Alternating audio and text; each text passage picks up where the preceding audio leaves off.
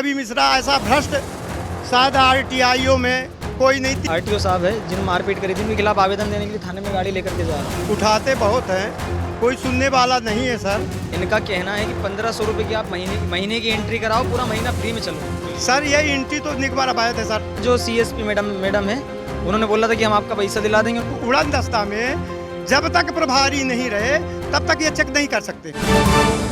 नमस्कार, एक बार फिर स्वागत है आपका एमपी दस्तक न्यूज में। इस वक्त की बड़ी खबर के साथ मैं हूं निवेदिता मिश्रा।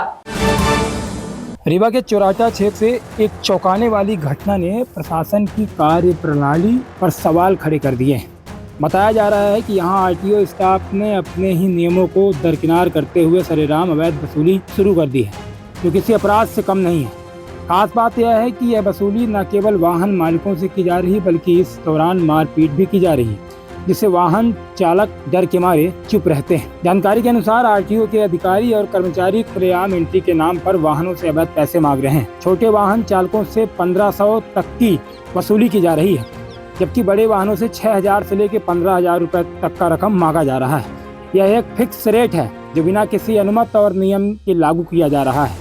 इस पूरे घटनाक्रम के पीछे रीवा के आरटीओ प्रभारी रवि मिश्रा का नाम सामने आया है, जो खुद कभी किसी स्थान पर स्थिर नहीं रहते। सूत्रों के अनुसार वह एक अपने छोटे कर्मचारियों को इन गतिविधियों के लिए भेजकर वसूली करवा रहे हैं। यह अवैध वसूली रात दिन चल रही है और बिना किसी रोक टोक के जारी है।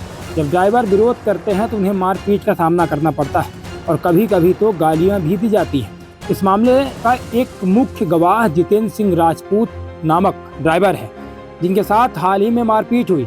जितेंद्र ने बताया कि जब उन्होंने इस अवैध वसूली के खिलाफ आवाज उठाई तो उन्हें सख्त परिणाम भुगतने पड़े।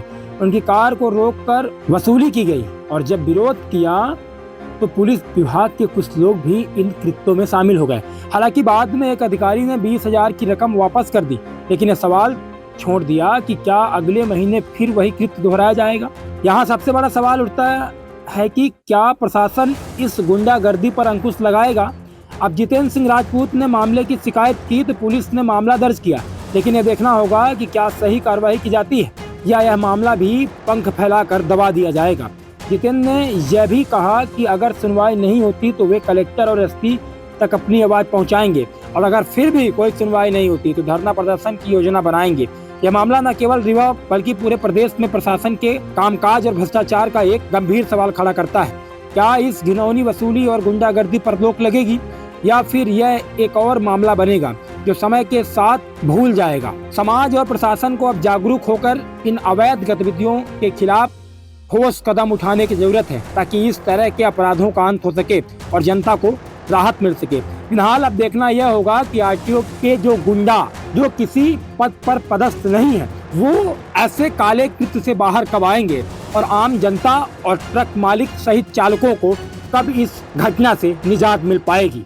5 गाड़ी है किसी के पास में, वो चश्मे वाले भैया है, उन्होंने मैडम ने बोल दिया था, जो सीएसपी मैडम है, उन्होंने बोला था कि हम आपका पैसा दिला देंगे। उन्होंने 20,000 रुपये दिलवा दिया है और अभी मैं उनके खिलाफ जो आरटीओ साहब है जिन्होंने मारपीट करी थी, उनके खिलाफ आवेदन देने के लिए थाने में गाड़ी लेकर के जा रहा हूँ। नहीं सुनवाई होगी तो फिर क्या करेंगे आप? सर नहीं सुनवाई होगी तो फिर लड़ेंगे सर। कौन आपके रीवा में जब आते हैं आप तो क्या डिमांड रहती है इन आरटीओ से, कितना पैसा मांगते हैं आप? इनका कहना है कि 1500 रुपये की आप महीने की एंट्री कराओ, पूरा महीना फ्री में चलो। सब नियम बना के रखा है। छोटी गाड़ी का 1500 रुपया, बड़ी गाड़ी का 14 चक्का का 6000 रुपया, अगर 18 चक्का ट्रेलर गाड़ी है तो उसका 15-16 हज़ार रुपया। ऐसे सर एंट्री ने फिक्स करके रखी हुई है। तो विरोध करते हैं तो क्या मिलता है? सर विरोध करने में यही मिला जो आज मेरे साथ में घटना घटित हुई, मारपीट करी सर मेरे साथ में। किसके द्वारा पैसा लौटाया गया? सर आरटीओ के द्वारा, जो आरटीओ के आदमी आए थे, पुलिस वर्दी विभाग की वर्दी पहने हुए थे, वही पैसा दे करके गए 20,000 रुपये। बोले कि ठीक है जो हो गया, अब अगली बार आओ तो मिलजुल करके जाना। मेरे साथ आगे चल के कोई घटना घटित नहीं हुई, इसलिए वहाँ जा कर के साहब मैं थाने में जा करके कंप्लेंट लिख करके आ रहा हूँ। नहीं तो मालूम पड़ रहा है साहब यहाँ से आगे चला जाऊँगा फिर मारने पीटने लग जाएंगे, पैसा वापस छुड़ा लेंगे। क्या नाम है आपका? मेरा नाम जितेंद्र सिंह राजपूत है, सुजालपुर तहसील, शाजापुर जिला, मध्य प्रदेश का मैं निवासी हूँ। उठाते बहुत हैं, कोई सुनने वाला नहीं है सर। इसमें मेन चीज़ सबसे बड़ा है कि जो प्रभारी है, जिसके कारण होना चाहिए बैठ के, वो तो रहता नहीं है। वो अपने सब छोटे कर्मचारियों को भेज के उन्हीं से वसूली करवाते हैं।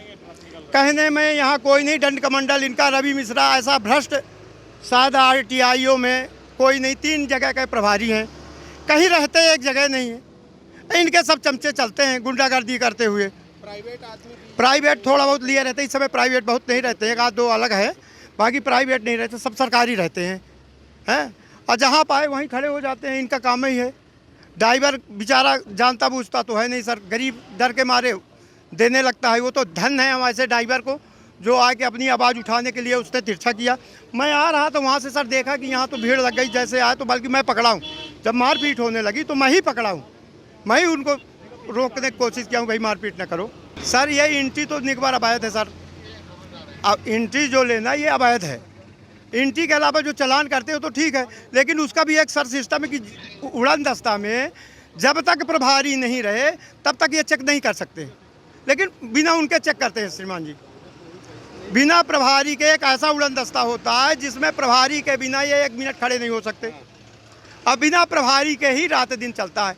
रवि मिश्रा कहीं नहीं रहते, ये तो अब क्या कह दे कौन अधिकारी है ये तो नामाजादी हैं, जहाँ जाते हैं वहीं मारपीट कर देते हैं।